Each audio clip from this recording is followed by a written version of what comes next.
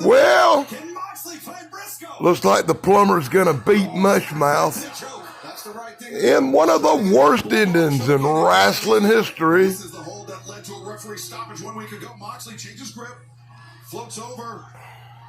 And Briscoe trying to find a way out back to his feet, vertical base now. Yeah, I'm not still rocking with a counter. He gets going. Two, and Moxley. Did he get him? I thought he got him. No, Moxley just barely rolled through.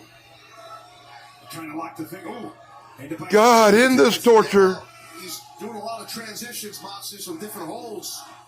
I say stick to one and keep it on. He had that bulldog choking good, but then he transitioned, which I don't know. Well, that was sad.